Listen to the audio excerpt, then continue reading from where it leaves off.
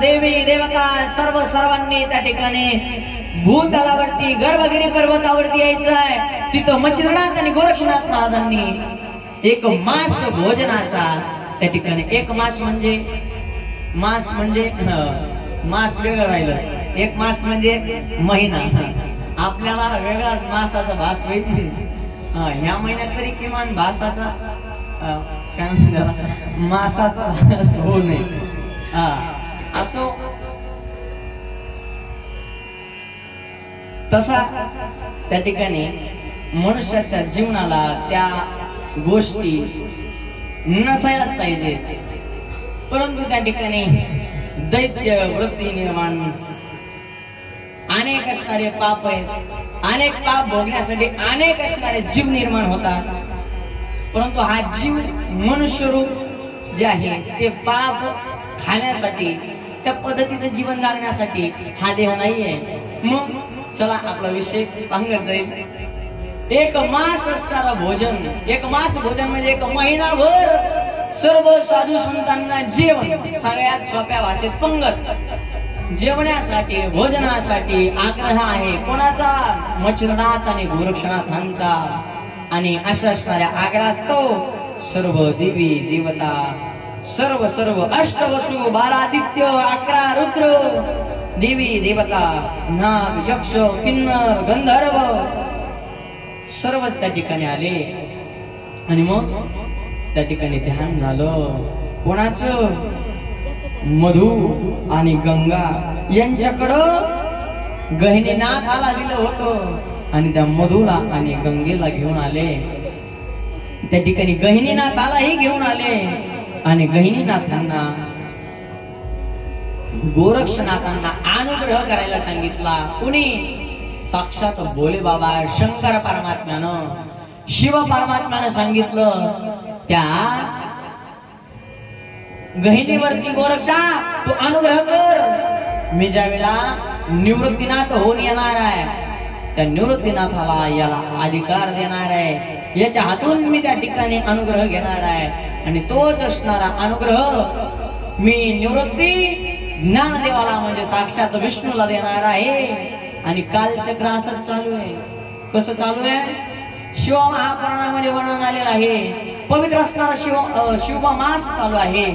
शिवमास म्हणजे श्रावण महिना चालू आहे, श्रावणातला सोमवारचा दिवस आहे आणि कालचक्र अशाच पद्धतीने चालू आहे। दादा कसं?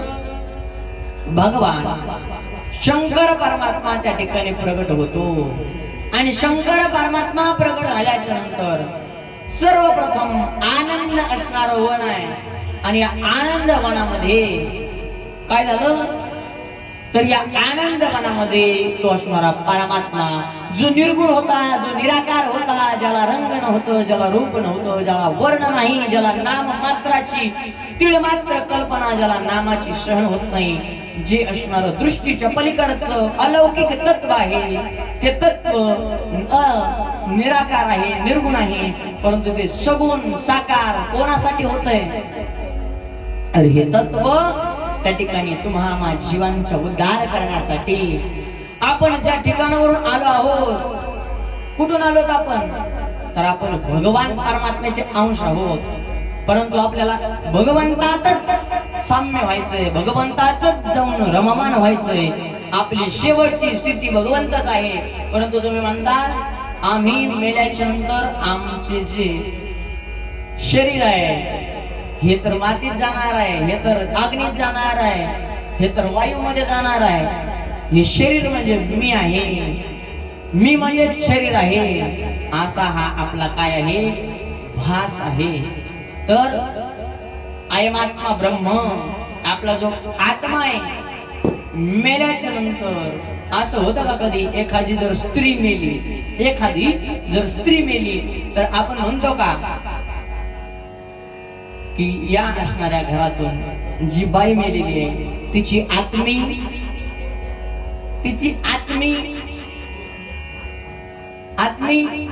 निघून गेली आणि एखादा पुरुष जर गेला तर असं म्हणतो का की त्याचा आत्मा बरं पुरुष मेला त्याचा आत्मा आणि बाई जर मेली तर तिची आत्मे असं होतं का? ऐकताय तुम्ही सर्वजण? कळतं ना मी काय म्हणतोय ते? मग तो आत्मा जो आहे ते परब्रह्म तत्व जे आहे ते सर्वांच्या ठिकाणी आहे. त्याला अनेक नाव त्या ठिकाणी प्राप्त झालेले आहेत, वेगवेगळे आकार प्राप्त झालेले आहेत आणि या आकाराच्या माध्यमातून वेगवेगळ्या नावाच्या माध्यमातून फक्त हे प्राप्त झालेलं आकार आणि प्राप्त झालेलं नाव फक्त आणि फक्त शरीराच्या पुरतं मर्यादित असतं. तो आपल्याला प्राप्त झालेला शरीराला प्राप्त झालेला आत्मा, तो आत्मा भगवंताचा अंश आहे आणि तो भगवंतातच विलीन करण्यामध्ये मानवदेह खर्च करायला पाहिजे. असं 4 वेद 6 शास्त्र 18 पुराणाचा सार आहे. असो मी तुम्हाला सांगत होतो, भगवान असणारा तो परमात्मा प्रगट होतो कोणासाठी? आनंद वनामध्ये, काशी तीर्थक्षेत्रामध्ये, ज्याला बनारस वनारसी अशा अनेक नावाने संबोधलं जातं. अशा काशी तीर्थक्षेत्रामध्ये हा असणारा शिव परमात्मा प्रगट झाला आणि त्या शिव परमात्म्यानं ब्रह्मदेवाची विष्णू परमात्म्याची उत्पत्ती केली. काय म्हणतोय? ब्रह्मदेव आणि विष्णू परमात्म्याची उत्पत्ती केली. ब्रह्मदेवाला 5 मुख होते. विष्णू भगवान परमात्म्यानं त्या ठिकाणी एवढं तप केलं, त्याच्या अंगातून एवढा घामाचा प्रलय निघाला की त्याचा एक सागर असणारा तयार झाला आणि त्या नारावरती पाणी, ते घाम जो होता, त्या घामाचं जे पाणी होतं त्या घामाच्या पाण्यावरती सागर आणि सागरावरती जो शयन करतो नार, आयन, नार म्हणजे पाणी, त्याच असणाऱ्या पाण्यावरती जो आयन करतो, शयन करतो, आराम करतो, वास्तव्य करतो, त्यालाच काय म्हणतात? तर त्याला एक नाव प्राप्त झालं. तर वीर असणाऱ्या, विराट असणाऱ्या पुरुषाला नाव प्राप्त झालं ते म्हणजे नार आयन. जो नारावरती आयन करतो, जो पाण्यावरती राहतो, वास्तव्य करतो, शयन करतो, त्याला नारायण असं नाव प्राप्त झालं. आणि अशा नारायणाला या सृष्टीला सांभाळण्याचं काम दिलं. त्याच्या नाभी कमलातून ब्रह्मदेवाची उत्पत्ती झाली. त्या ब्रह्मदेवाला सृजन म्हणजे त्या ठिकाणी सृष्टी वाढवण्याचं काम दिलं आणि स्वतः भगवान शंकर परमात्म्यानं या सृष्टीचं लय करायचं काम स्वतःच्या हातात ठेवलं. सर्वप्रथम निर्माता आणि सर्वांना घेऊन जाता कोण आहे? शिव. त्यानंतर पालन करते कोण आहे? विष्णू परमात्मा आणि निर्माण करते ब्रह्मदेव. अशा पद्धतीनं हे कालचक्र भगवान शंकरापासूनच प्राप्त झालेलं आहे. असो, मला एकदा विषय निघाला, आवडत नाही सांगायला, शिवमहापुराणातला विषय आहे आणि चालता चालता सांगून दिला मी तुम्हाला. तसं त्या गर्भगिरी पर्वतावरती सांगितलं, हा गोरक्षा या गहिनीवरती त्या ठिकाणी अनुग्रह कर. हाच गहिनी मी निवृत्ती झाल्याच्या नंतर मला अनुग्रह करणार आहे आणि मी निवृत्ती असताना ज्ञानदेवाला हा अनुग्रह देणार आहे. त्यासाठी याला अनुग्रह देणं महत्वाचं आहे. मग गहिनीनाथांना गोरक्षांच्या कडून एक असणारा अनुग्रह दिव्य मंत्राचा त्या ठिकाणी उपदेश झाला आणि गहिनी आणि मच्छिंद्रनाथ त्या ठिकाणी तिथंच राहिले. त्यानंतर तिथं ती असणारी सिंहद्वीपातली पद्मिनी राणी आली आणि त्या पद्मिनी राणीकडे मिनीनाथाला दिलेला आहे. मिनीनाथ सिंहद्वीपामध्ये गेले आणि अशा असणाऱ्या प्रकारे 1 वर्ष असणार मधु आणि गंगा यांना त्याच ठिकाणी ठेवून घेतलं जिथं त्या गहिनीनाथांना अनुग्रह दिला, सर्व विद्या शिकवल्या आणि 7 वर्षाचे गहिनीनाथ आता त्या मधु आणि गंगा यांच्याकडे सुपूर्द केलं. याचा सांभाळ करा, याला आम्ही परिपूर्ण बनवलेला आहे आणि पुढे तीर्थयात्रेकरता निघून जातात. आणि या ठिकाणी आता कथेमध्ये बदल होतो आणि अध्याय त्या ठिकाणी बदलतो. असा हा असणारा 23वा अध्याय या ठिकाणी आपण सर्वांनी श्रवण केला. आता 24व्या अध्यायामध्ये आपण पदार्पण करत आहोत. नवनाथ महाराज की जय। अवधूत चिंतन श्री गुरुदेव दत्त दत्त।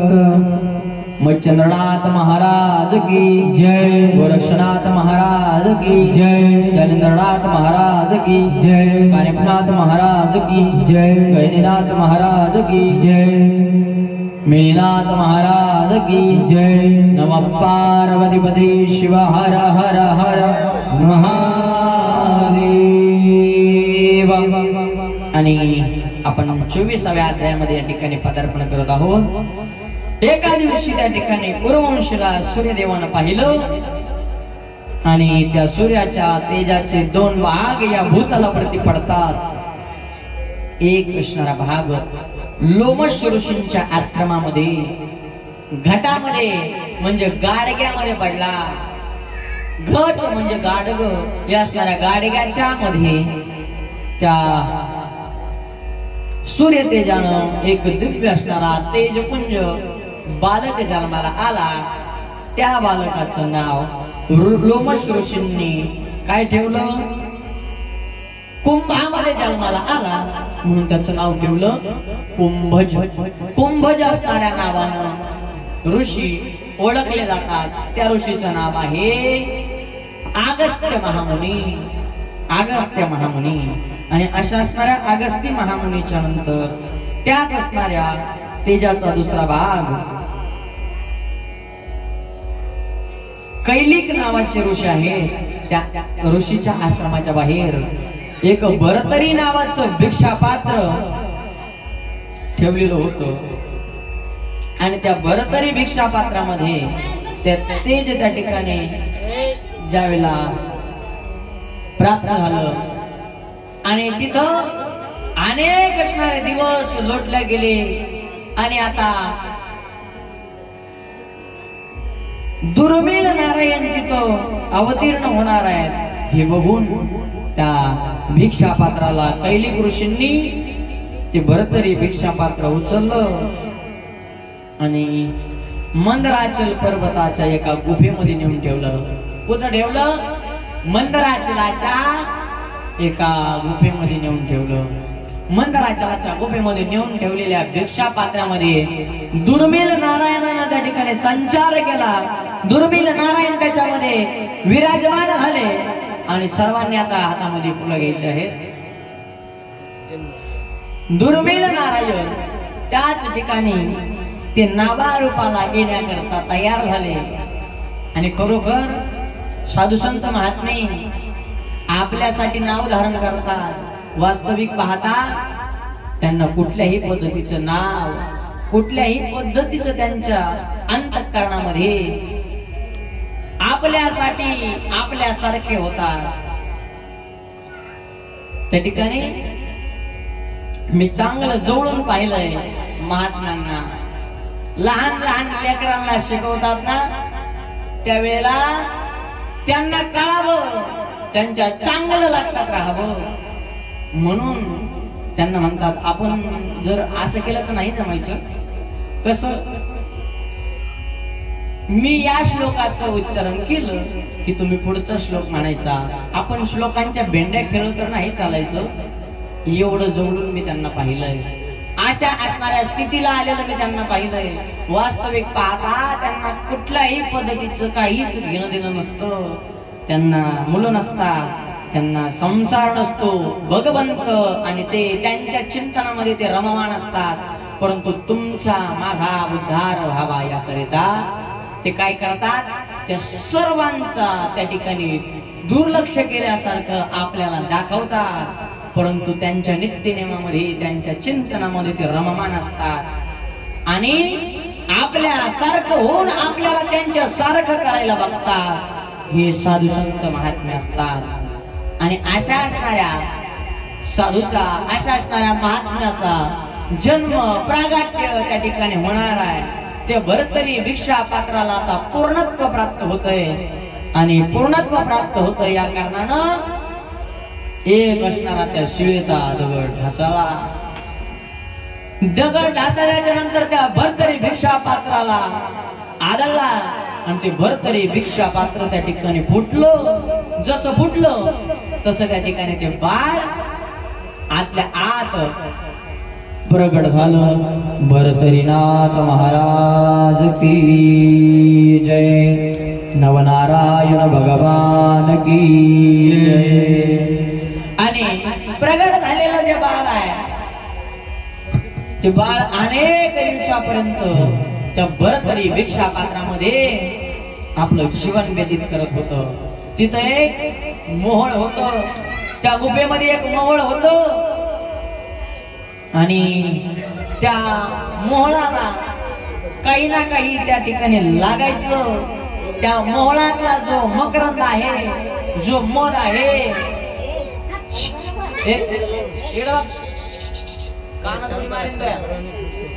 मधीच बांधत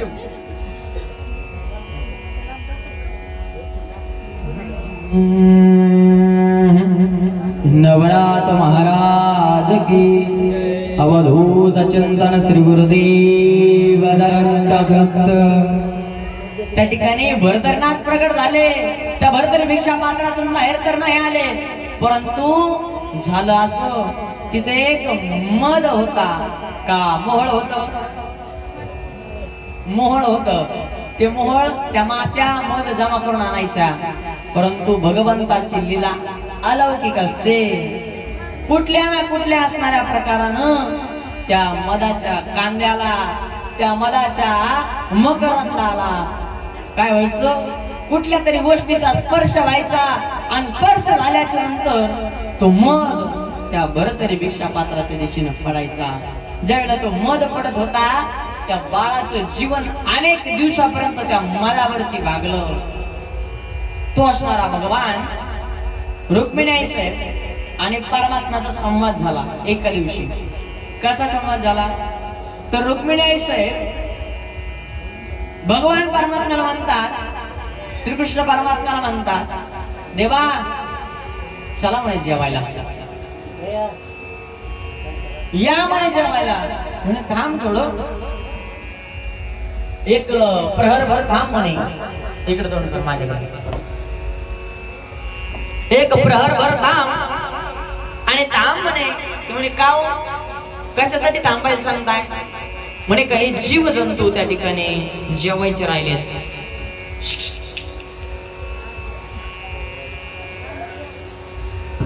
काही जीव जंतू त्या ठिकाणी जेवायचे राहिलेत असं म्हटल्याच्या नंतर झाला असं. ते म्हणे का कोण कोण जेवायचे राहिले. म्हणे अनेक लोक जेवायचे राहिले, थांब म्हणे थोडं. त्यानंतर दुसऱ्या दिवशी, तिसऱ्या दिवशी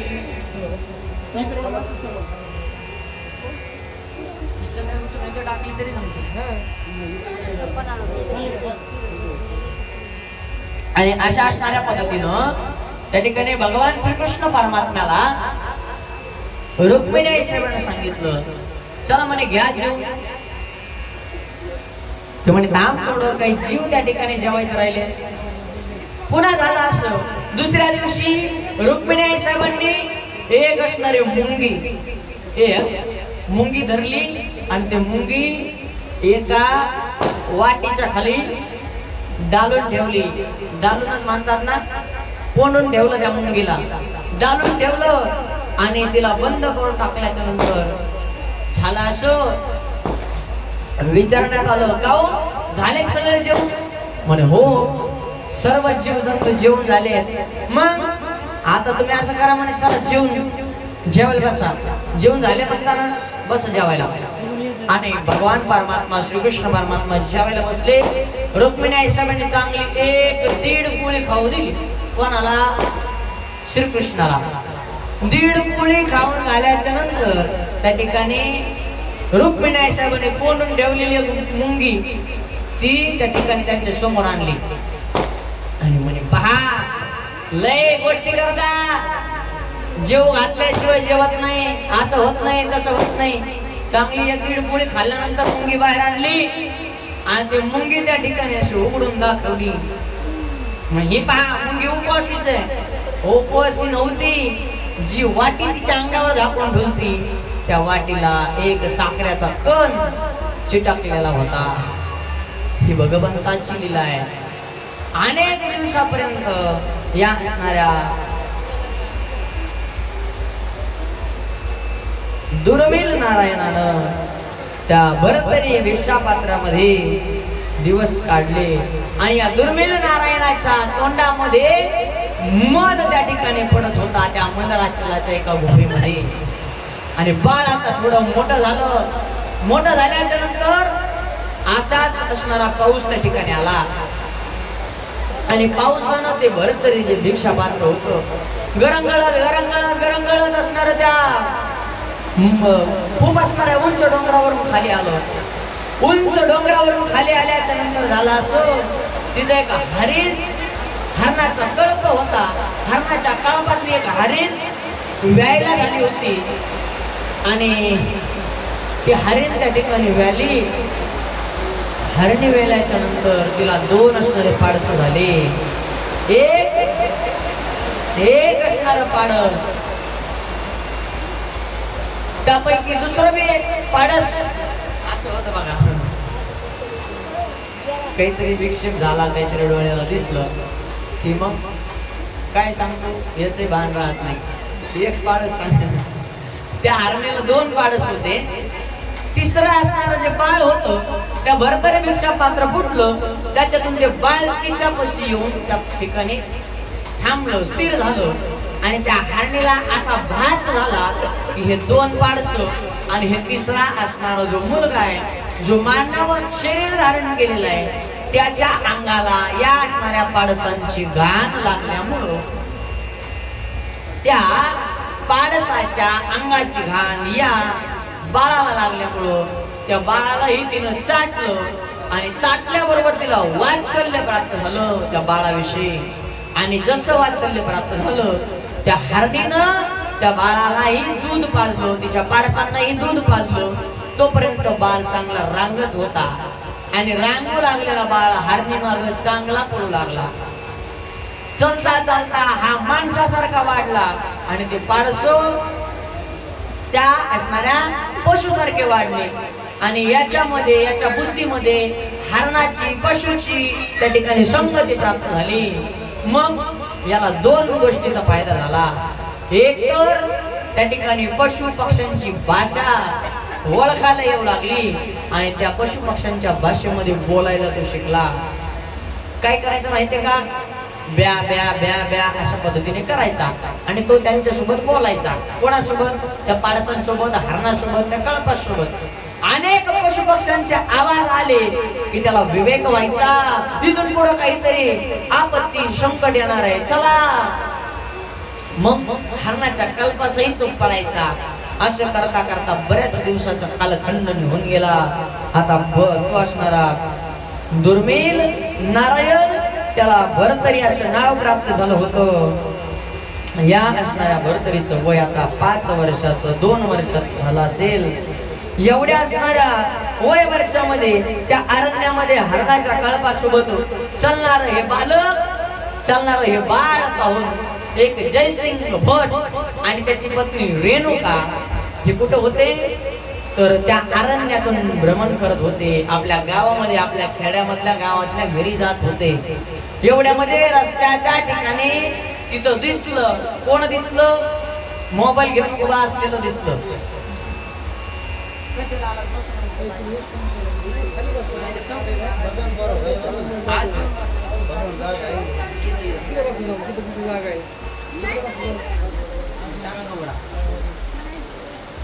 काय सांगतो मी तुम्हाला? त्या ठिकाणी कल्पामध्ये एक बालक दिसलं आणि त्या बालकाच्या असणाऱ्या ठिकाणी वस्त्र नाही.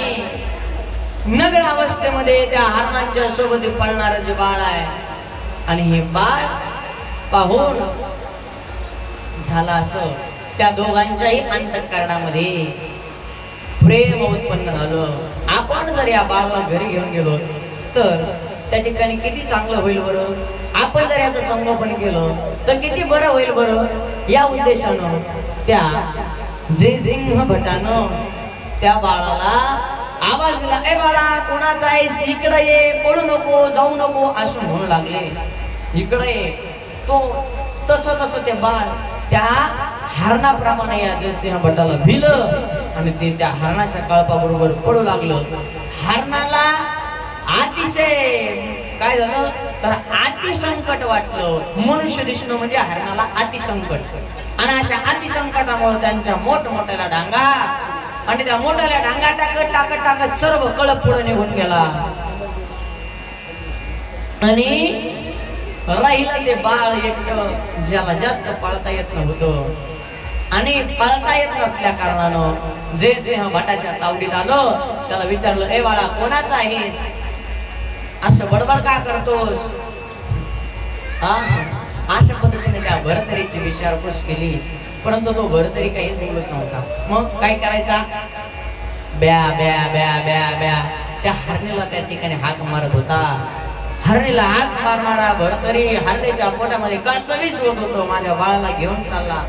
अनेक असणाऱ्या पद्धतीने त्याच्याकडे येण्याचा प्रयत्न केला. परंतु मनुष्य असल्या कारणानं त्या मनुष्याच्या भीतीनं तिथपर्यंत ते आले नाही. ती हरणे आली नाही. झालं असं त्या भटानं त्याला सर्व असणाऱ्या गोष्टींचं ज्ञान करून दिलं. तो कवळा कवळा पाला खायचा, कवळं गवत खायचा, हरणी सारखंच बोलायचा, हरणीचं ऐकायचा. यांनी त्याला सर्व असणारं ज्ञान करून दिलं.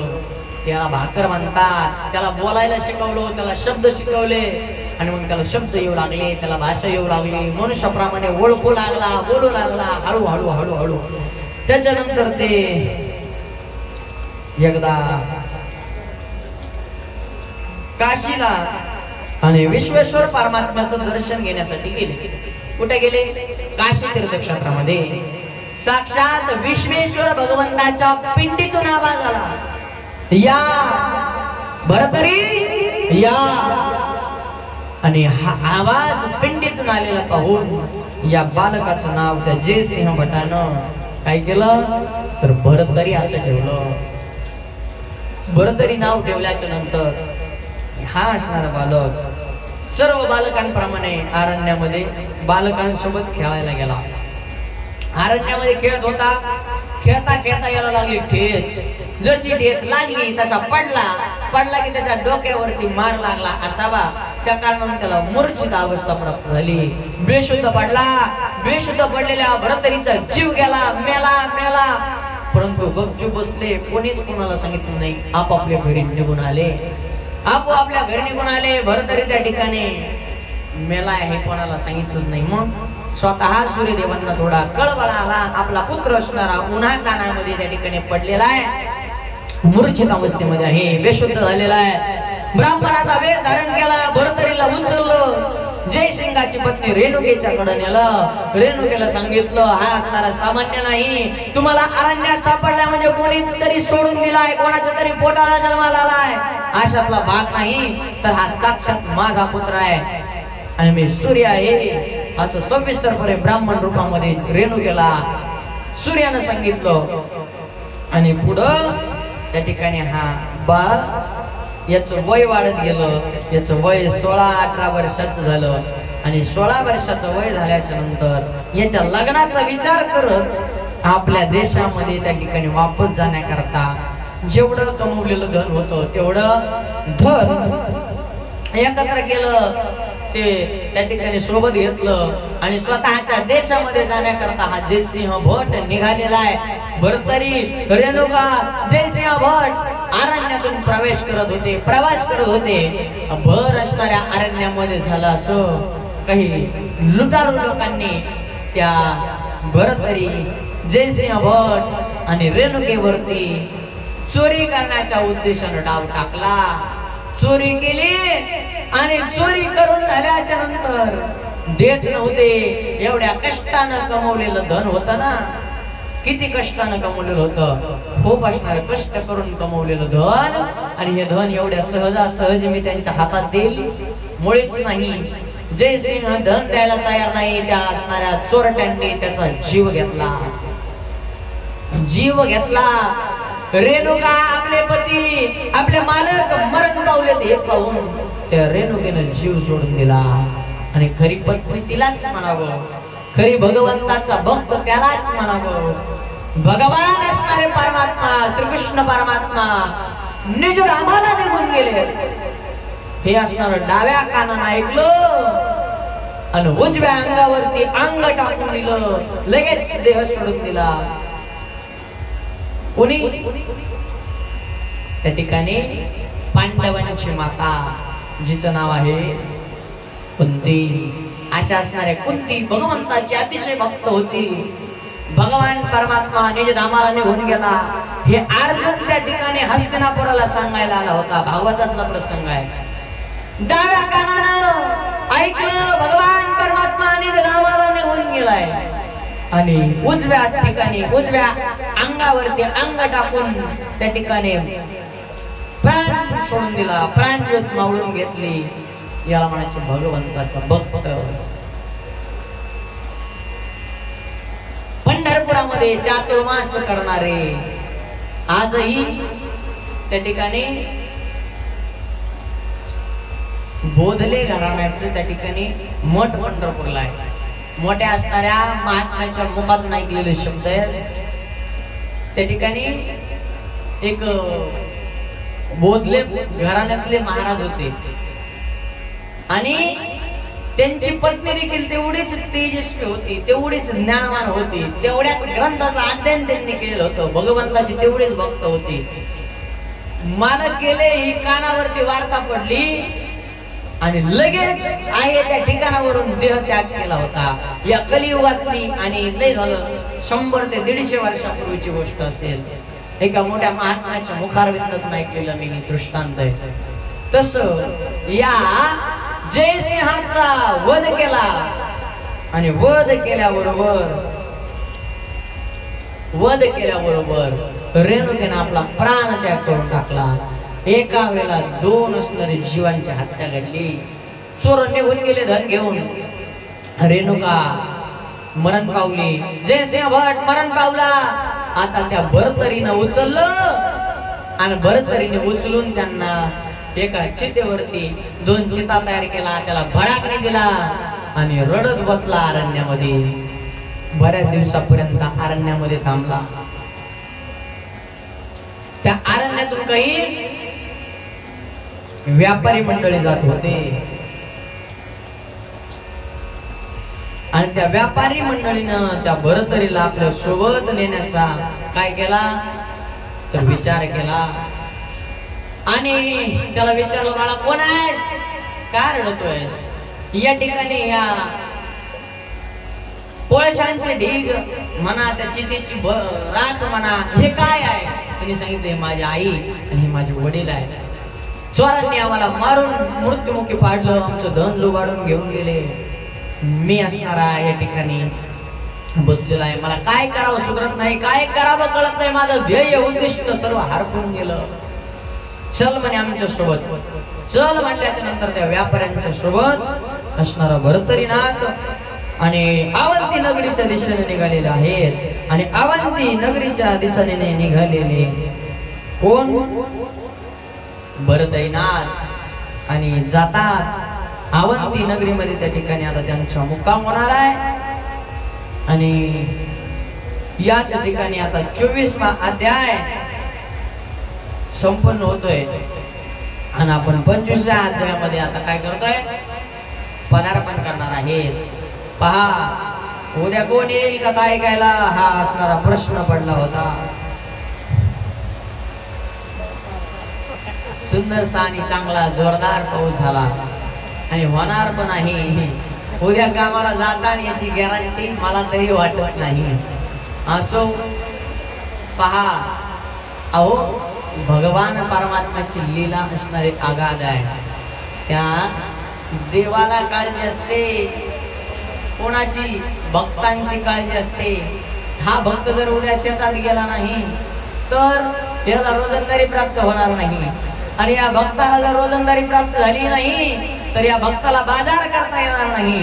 आणि या भक्ताला जर बाजार करता आला नाही तर याचे खाण्याचे 8 दिवसाचे वांदे होतील. अशी भगवंताला काळजी असते. म्हणून त्या ठिकाणी त्या भगवान परमात्म्याने पाऊस पाठवून दिला. म्हणजे देवानं तुमचं खाणं पिणं बंद केलं असं झालं नाही का? हा एक दिवस आपला असणारा पोथीचा कार्यक्रम दुपारच्या टाइम मध्ये ठेवायचं ठरवलं. अलाउन्सिंग पण झाली नव्हती तर काही जणांची चर्चा झाली, उद्या कोण येईल म्हणे. बघू आपण कोण येते उद्या. उद्या सर्वच येणार असो. हा विनोदाचा भाग सोडून द्या. उद्या आपली कथा ही दुपारच्या सत्रामध्ये होणार आहे. म्हणजे 11 ते 1 किंवा 10 ते 12 10 ते 12 या टायमामध्ये आपली कथा उद्या दुपारची होणार आहे. तरी सर्वांनी उद्याच्या कथेसाठी हजर व्हायचंय. आरती घ्यायची का 1-2 आरती घ्यायची? पाऊस चालू आहे. आता पाऊस उघडल्यानंतर बंद करू आपण. माझा टाइम झालेला आहे. माझं 15 मिनिटं बाकी. आपण जमलं ते खाते घेऊ. असो त्या ठिकाणी आता 24वा अध्याय संपन्न झाला. 25व्या अध्यायामध्ये आपण पदार्पण करत आहोत. अवधूत चिंतन श्री गुरुदेव दत्त नवनाथ महाराज की जय. मच्छिंद्रनाथ महाराज की जय. गोरक्षनाथ महाराज की जय. शैलेंद्रनाथ महाराज की जय. नमः पार्वती शिव हर हर हर महादेव. त्या व्यापाऱ्यांनी भरभरी नाताला सोबत घेतलं आणि पुढं अवंती नगरीपर्यंत पोच करत आलेले आहे. आणि अवंती नगरीमध्ये त्यांचा मुक्काम झाला. त्याचा थोडा आवाज वाढवा, पत्राचा आवाज येतो जास्त.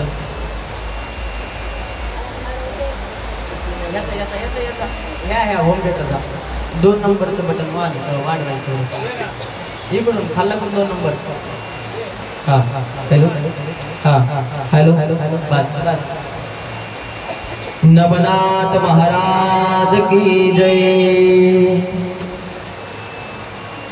आणि अशा असणाऱ्या प्रकारे त्या ठिकाणी झालं. असं अवंती नगरीमध्ये राजे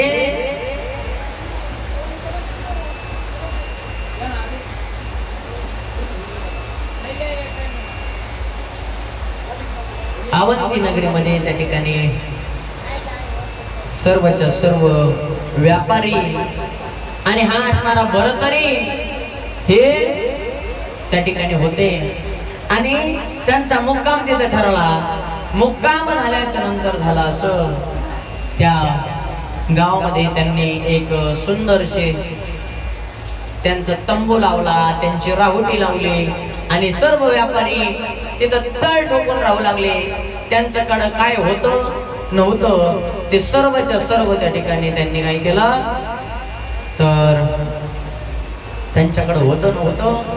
म्हणजे व्यापारी म्हटल्यानंतर त्यांच्याकडे धन होतं, व्यापारी म्हटल्यानंतर त्यांच्याकडे सर्वच होतं, पैसे होते आणि जे विकण्याकरता आले होते ते सर्वच्या सर्व काय होतं त्यांच्याकडं पूर्ण असणार ते माल होता.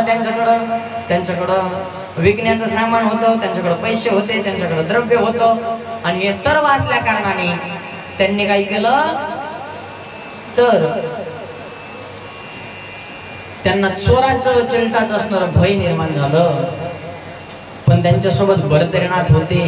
तिथं एक असणारं कोलं वर असणारं तोंड करून भुंकत होतं. मोठ्यानं कोल्यानं भुंकल्याच्या नंतर भरतरीनाथांना त्या कोल्याची भाषा समजायला आली. कशामुळं हरणाच्या सोबत बराच असणारा कालखंड, बरेच दिवस, बरेच असणारे वर्ष त्या हरणाच्या सानिध्यामध्ये घातले होते. ती भाषा पूर्ण कळत होती आणि ते कानावरती कोल्यांचा संकेत आल्यामुळं त्या भरतरीनाथांनी सर्व असणाऱ्या व्यापाऱ्यांना सावध केलं.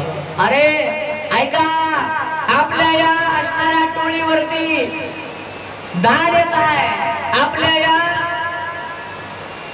टेंटवरती, आपल्या या राहुट्यांवरती चोरांची धाड येते. व्यापारी मंडळींनो सावध व्हा. सर्वांनी चोरांच्या सह 2-2 हात करण्यासाठी सावध राहा.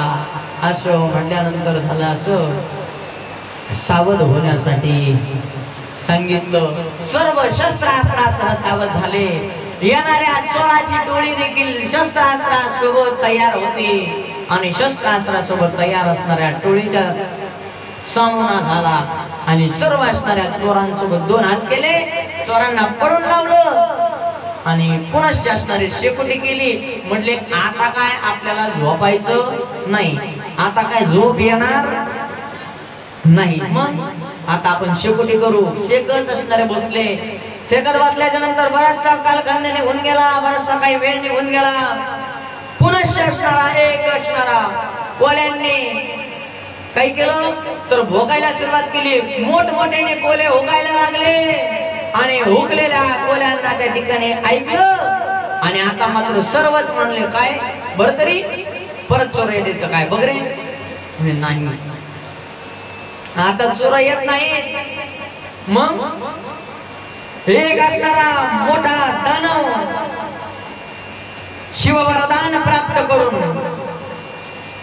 राक्षस आहे, परंतु भगवान शंकराचं वरदान प्राप्त आहे. हा उत्तरेकडून दक्षिणेकडे जात आहे. त्याला जो कोणी मारील त्याला 4 रत्नांची प्राप्ती होईल आणि तो मारल्याच्या नंतर त्याच्या रक्ताचा जो टिळा या अवंती नगरीचा वेशीला लावून स्वतःच्या कंपाळाला लावीन, तो अवंती नगरीचा राजा होईल. अशा पद्धतीने त्या ठिकाणी त्यांनी सांगितलं. पण ते सांगितलेलं व्यापाऱ्यांच्या काय काम आलं का नाही. मग हाच असणारा आवाज, हीच असणारी सूचना एक पहारा देत असणारा अवंती नगरीच्या वेशीवरती पहारा देत होता असा एक द्वारपाळ, एक राखणदार, एक रक्षपाळ, ज्याला बालदार असे म्हणून आपण शकतो, अशा विक्रम नावाच्या राजानं, विक्रम नावाच्या एका बालदारानं, विक्रम नावाच्या एका चोबदारानं, विक्रम नावाच्या एका राखणदारानं ऐकलं आणि ऐकल्याच्या नंतर तो स्वतः त्या ठिकाणी हातामध्ये भाला घेतला. भाला घेऊन वेशीवरून खाली उतरला आणि शिववरदान प्राप्त असणारा त्या दानवाला उत्तरेकडून दक्षिणेकडे जात होता त्याच्या दिशेनं भाला फेकला. त्याबरोबर तो राक्षस शाप मुक्त झाला. त्याच्या हातातले 4 रत्न त्याला प्राप्त झाले. त्याचा असणारा रक्ताचा टिळा स्वतःच्या कंपाळी लावला, एक वेशीला लावला आणि तो राक्षस शाप मुक्त झाला. हा राक्षस कोण होता माहिती आहे तुम्हाला? हा राक्षस होता त्या ठिकाणी शंकर आणि पार्वती माता या दोघांच्या मध्ये त्या ठिकाणी डाव सुरू होता आणि त्या डावामध्ये हा बोलता झाला. पती पत्नींच्या भांडणाच्या मध्ये व्यतिरिक्त तिसऱ्या माणसानं डोकं लावूच नाही. काय म्हणणं तुमचं? बरोबर आहे की नाही? हा, पती पत्नीचं भांडण चालू असतं, दुसऱ्या माणसानं डोकंच लावू नये. नाही तर काय होतं तर ऐका, कथेच्या माध्यमातून आपल्याला ऐकायला मिळतंय. भगवान शंकर परमात्मा म्हणायचे 4 पडले आणि पार्वती माता म्हणायच्या 2 पडले. काय? कवड्या. आता सध्याच्या भाषेमध्ये सांगू का तुम्हाला, लुडो खेळत होते. लुडो कोण? शंकर परमात्मा आणि सतीआई साहेब, पार्वती आई साहेब. सोकट्याचा डाव चालू होता आणि कवड्या फेकण्यात आल्या. 4 पडले, 6 पडले, 8 पडले, 4 पडले, 2 पडले, अशा याच्यावरून वाद झाला. आणि तेवढ्यामध्ये तिथं चित्रमा नावाचा गंधर्व उपस्थित होता आणि या चित्रमा नावाच्या गंधर्वाला विचारलं. भगवान शंकराची संतुष्टी करण्यासाठी या चित्रमानं सांगितलं. भगवान शंकराची कड ओढली आणि भगवान शंकराचे जेवढे पडले होते तेवढ्याचं नाव त्यानं घेतलं. जसं नाव घेतलं तस त्याला त्या ठिकाणी या पार्वती आई साहेबांनी सांगितलं, तो शिवलोकात राहण्याच्या लायकीचा नाहीस, मग मृत्यू लोकामध्ये जाऊन पडशील आणि तुला त्या ठिकाणी राक्षस म्हणून राहावं लागेल. असं ज्यावेळेला हे काय झालं त्यांना शाप प्राप्त झाला आणि या शापाचा मुक्तता कशातून होईल? चित्रमा हात जोडले, शिवजी तुमच्या बाजूने बोलण्याचा चांगलाच असणारा प्रसाद मला आई साहेबांनी दिला हो. मग आता हे साप त्या ठिकाणी असा तसा धुवून जाणार नाही, मला राक्षस होऊन फेडावं लागल, परंतु मला त्या राक्षस योनीतून काय करा, मुक्त करण्याचा मार्ग सांगा. आणि मुक्त करण्याचा मार्ग सांगा म्हटल्याच्या नंतर त्यांनी एक असणारी कथा सांगायला सुरुवात केली. कोणी कथा सांगायला सुरुवात केली? भगवान शंकर परमात्मा या चित्रमा नावाच्या गंधर्वाला त्या ठिकाणी कथा नमूद करून सांगत असताना म्हणतात, म्हणे एक असणारा सुरोचन नावाचा गंधर्व आहे, तो त्या ठिकाणी गाढव झालेला आहे आणि त्या गाढवाला ज्या वेळेला पुत्र प्राप्त होईल आणि त्या गाढवाच्या पुत्राच्या हातून तुझा वध होईल, त्यावेळेस तुझी मुक्तता होईल, तू ते राक्षस शरीर सोडशील आणि पुनश्च असणारा कैलास लोकाची प्राप्ती तुला होईल. तो म्हणला, कोण गाढव आणि कधी त्या गाढवाला मुलगा व्हायचा? आणि त्यावेळेस सविस्तरपणे कथा सांगायला सुरुवात केली. तो म्हणाला, शिव परमात्मा बोलता होतो गंधर्वाला, ऐक चित्रमा, त्या ठिकाणी इंद्र दरबारामध्ये नृत्य चालू होतं. मेनका नावाची एक अप्सरा आहे, या मेनकेचं त्या ठिकाणी नृत्य चालू होतं इंद्राच्या दरबारामध्ये. आणि इंद्र दरबारामध्ये नृत्य करत असणारी मेनका हिचा हात त्या असणाऱ्या सुरोचन नावाच्या गंधर्वानं धरला. कामातूर झालेला सुरोचन त्यानं तिचा हात धरला, भर दरबारात हात धरला. त्यामुळं त्याला इंद्रदेवानं शाप दिला होता. काय शाप दिला होता? तू स्वर्ग लोकांमध्ये, तू या अमरपुरीमध्ये राहण्याच्या लायकीच नाहीये, मग मृत्यू लोकांमध्ये गाढव होऊन पडशील, असा असणारा शाप त्याला प्राप्त झाला होता. आणि तो शाप भोगणारा गाढव मग त्यानं हात जोडले, क्षमायाचना मागितली. म्हणजे इंद्रदेवा, तुम्हाला तर माहितीये मदन आमच्या डोक्यावरती, कोणत्याही जीवाच्या डोक्यावरती मदन विराजमान झाला. मदन म्हणजे काम, मदन म्हणजे त्या ठिकाणी एकनाथ महाराज त्याला येडका असं म्हणतात.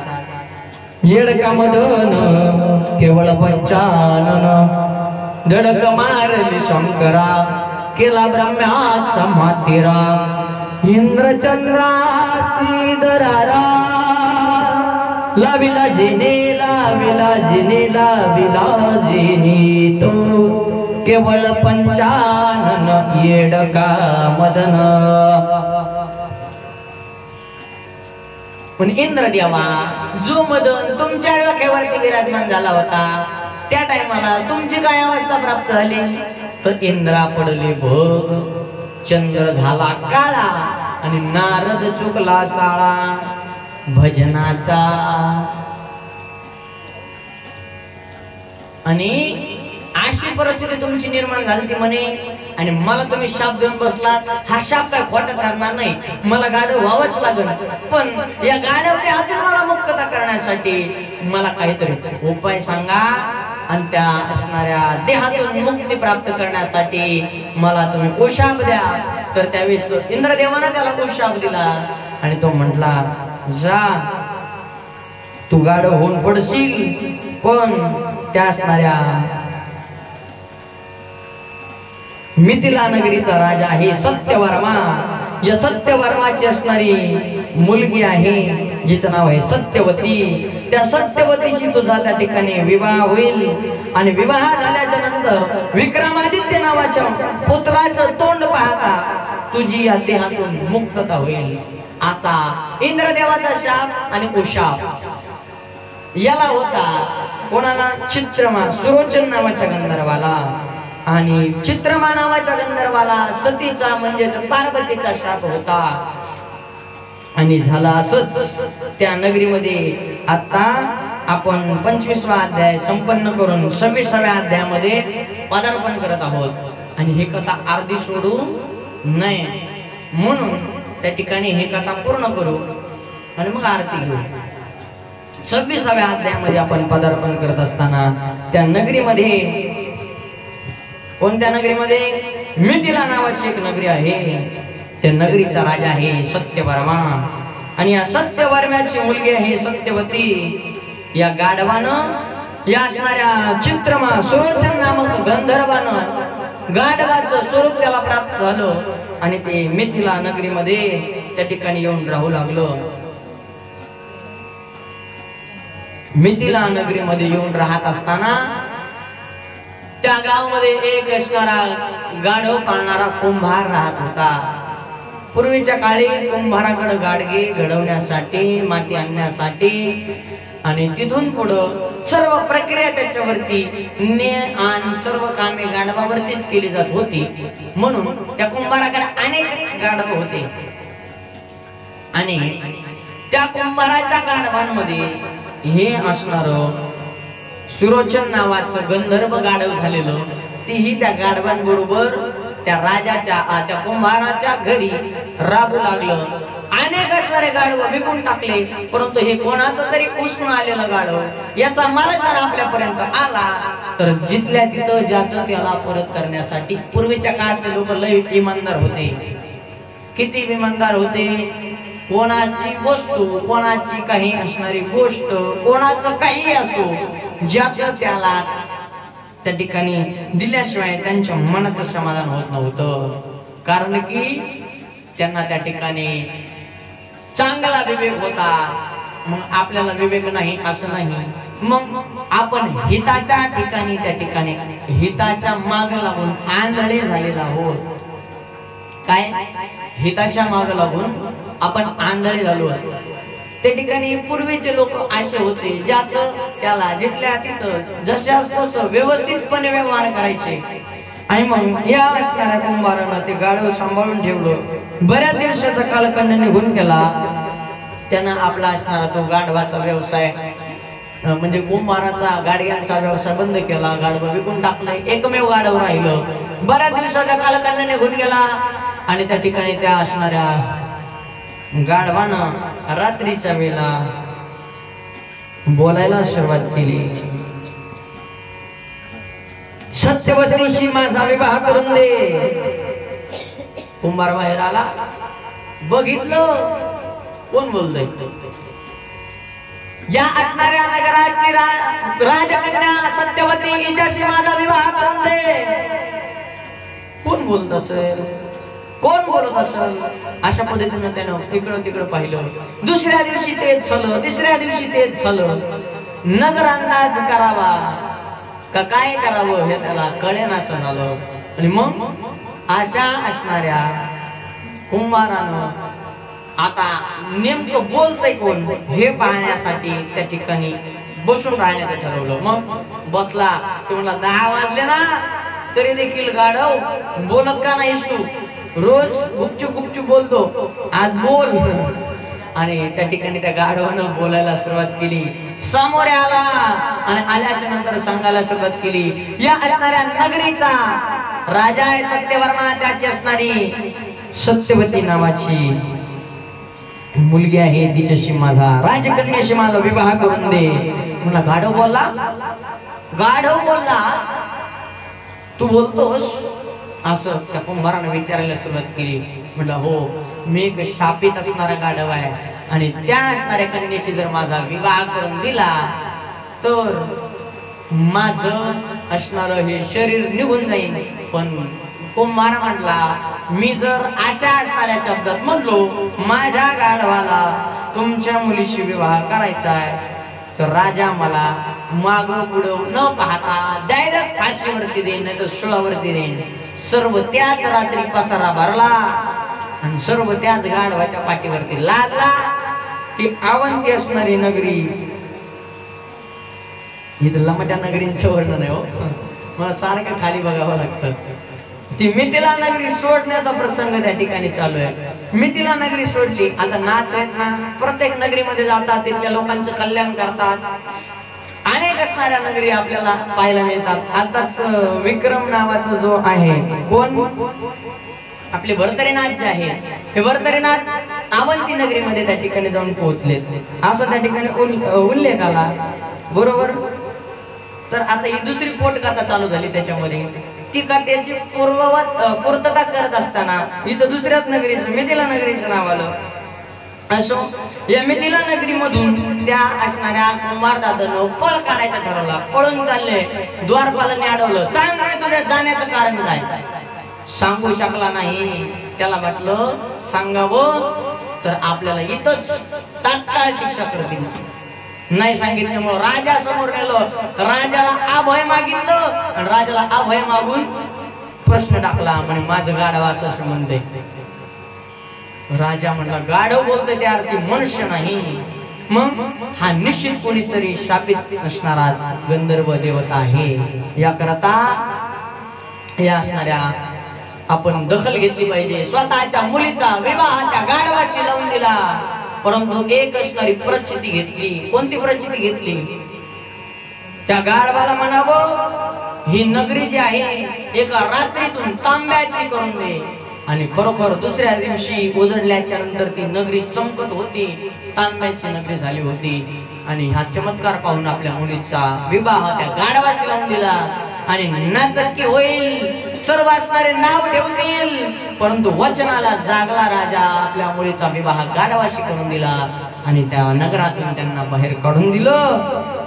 आणि अवंती नगराच्या दिशेनं गाढव त्या असणाऱ्या राजाची राजकन्या जिचं नाव आहे सत्यवती आणि हा असणारा कुंभार पुढे अवंती नगरीमध्ये त्या ठिकाणी राहू लागले. आणि त्या ठिकाणी काय झालं तर त्यांचा संसार त्या ठिकाणी सुरू झाला. त्यांचं लग्न झालं आणि त्या कुंभाराच्या घरी त्या असणाऱ्या गंधर्वानं रात्रीच्या वेळेला सुंदरस पुरुषाचं स्वरूप धारण करावं. आणि पुरुषाचं स्वरूप धारण करून त्या सत्यवतीला रतिसुख दिलं. त्या असणाऱ्या रतिसुखापासून त्या गंधर्वाच्या पासून त्या सत्यवतीला अनेक दिवसांनी म्हणजे 9 दिवस 9 असणारे महिने परिपूर्ण होतात एक सुंदर असा बालक प्रगट झाला. त्याचं मुख त्या गाढवाला आणून दाखवलं आणि त्याचं शरीर गळून पडलं. तो असणारा त्याच्या धामाला इंद्रलोकी निघून गेला आणि सांगितलं ज्या वेळेला तू माझं स्मरण करशील त्यावेळेला तुला भेटण्याकरता मी या ठिकाणी अवतीर्ण होईल. आणि त्याचं नाव असणार विक्रम ठेवलं. आणि विक्रम ठेवल्याच्या नंतर आता विक्रम 16 वर्षाचा झाला आणि त्याला क्षत्रिय सर्वच्या सर्व विद्या अवगत करून दिल्या होत्या. आणि सर्वच्या सर्व विद्या अवगत असल्यामुळे त्याला पहारेकऱ्याची कामगिरी कुठं दिली तर अवंती नगरीमध्ये. आणि हा असणारा त्रिविक्रम ऐकत होता. काय ऐकत होता? भरतरी नाथांनी सांगितलेलं ऐकत होता. कुठं ऐकत होता? किल्ल्याच्या उंच असणाऱ्या वेशीवरती उभा राहून ऐकत होता. वायू वेगानं त्याच्यापर्यंत ते भाषा ऐकायला जात होती. ते शब्द कळत होते. स्पष्टपणे ऐकू येत होते. भरतरीने सांगितलं म्हणून तो असणारा त्रिविक्रम यानं त्या शिववरदान प्राप्त दानवाचा वध केला. कुंकवाचा टिळा वेशीला आणि स्वतःच्या कंपाळाला लावला. बऱ्याच दिवसाचा असणारा कालखंड निघून गेला आणि झाला असं की या ठिकाणी आता 27वा अध्याय संपन्न अशा पद्धतीने होतोय आणि 26वा अध्याय देखील संपन्न झाला.